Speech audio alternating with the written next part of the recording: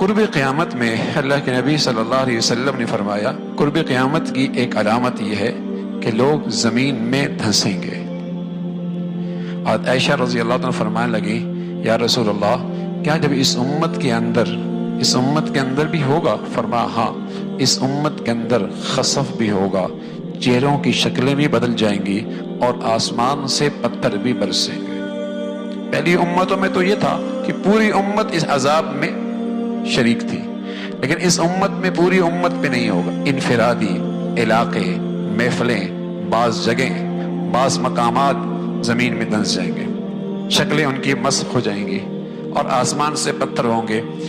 تو عائشہ فرمانے لگی یا رسول اللہ انہلک وفینا الصالحون، اس امت کے نیک لوگ بھی موجود ہوں گے پھر بھی یہ ہلاکت ہوگی؟ فرمایا ہاں، اذا ظہر الخبث، جب گندگی زیادہ ہو جائے گی تو پھر اللہ کی یہ پکڑ آئے گی. پھر رسول اللہ صلی اللہ علیہ وسلم نے اپنی زبان میں بتایا کہ یہ خسف کب ہوگا، زمین میں دھنسنا قرب قیامت میں کن گناہوں پر ہوگا؟ تو فرمایا المجاہرہ بالغناء والرفث، جب ناچ گانا کھلے عام ہونے لگ جائے گا، جب ناچ گانا کھلے عام ہو جائے گا، والمغازف، اور آلات موسیقی کھلے عام ہو جائیں گے، وشرب الخمور، اور شرابیں کھلے عام پی جائیں گی. عمران ابن حسین فرمانے لگے رضی اللہ تعالیٰ عنہ رسول اللہ صلی اللہ علیہ وسلم نے فرمایا فی هذه الامہ خسف ومسخ وقذف، اس امت کے اندر بھی زمین میں دھنسنا ہوگا، شکلوں کا مسخ ہونا ہوگا، آسمان سے پتھروں کا بارش ہوگی. لیکن کب یا رسول اللہ؟ مسلمانوں میں ہوگا. آپ نے فرمایا ومتى ذلك، اس کے علاوہ کون اور اس کے علاوہ کس پر؟ فرمایا جب یہ مسلمان اسلام کے نام لیوا اذا ظہرت القینات والمغازف وشربت الخمور، گانے بجانے والیاں اور آلات موسیقی کی جب کثرت ہو جائے گی اور شرابیں پی جائیں گی، پھر اس امت کے اندر بھی زمین میں دھنسنا ہوگا. یہ جو آپ کو نظر آتا ہے نا کہ ٹیلنٹ پورے ملک میں تلاش کیا جاتا ہے، کون اچھا گلوکار بنتا ہے، یہ ہونا ہے اس لیے کہ قرب قیامت میں دھنسنا بھی تو ہے. جب تک یہ ٹیلنٹ تلاش نہیں ہوگا اس وقت تک یہ عام کیسے ہوگا؟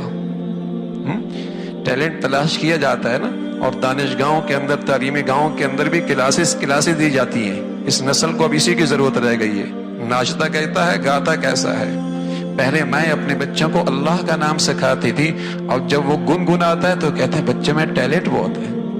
جب وہ گنگناتا ہے اماں کے سامنے ناچتا ہے، ٹیلنٹ بہت ہے. پہلے مائیں بسم اللہ پڑھاتی تھی، اللہ کا نام سکھایا کرتی تھی، اللہ کی بات سکھایا کرتی تھی.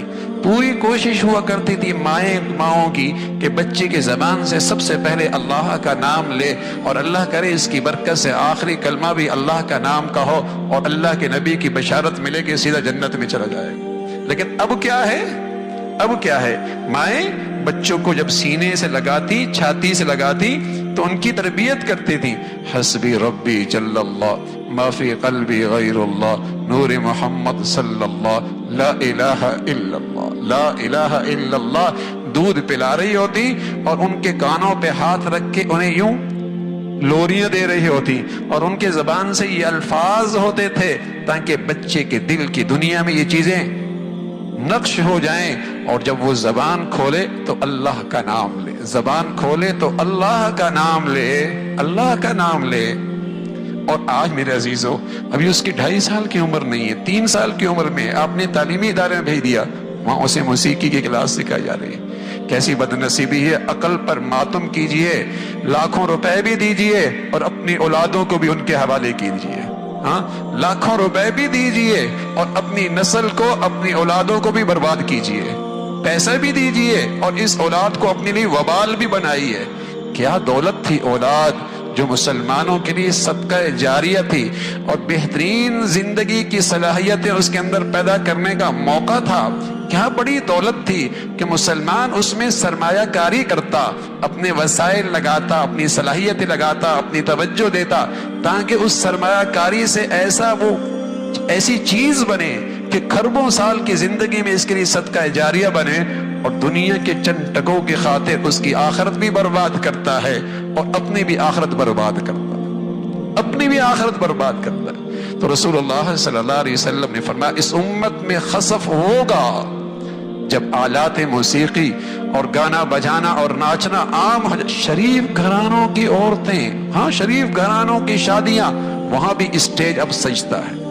جہاں ان کی نسلوں میں کبھی تصور بھی نہیں تھا کہ ان کی شادیوں کے اندر بھی اسٹیج پہ یہ سب کچھ ہوگا، لیکن ہو رہا، یہ سب کچھ ہو رہا ہے اور آگے بڑھتا چلا جا رہا ہے. تو ہاں ہوگا، اس لیے کہ کبر قیامت میں زمین میں دھنسنا بھی تو ہے، مرنا بھی تو ہے. ہاں یہ قیامت کی شکل بھی پوری تو ہونی ہے. اللہ رب العزت ہمیں، ہماری نسلوں کو، ہماری اولادوں کو ان فتنوں سے اور ان گندگیوں سے ہمیشہ محفوظ فرمائے، اور اللہ اپنی ناراضگی سے، غضب سے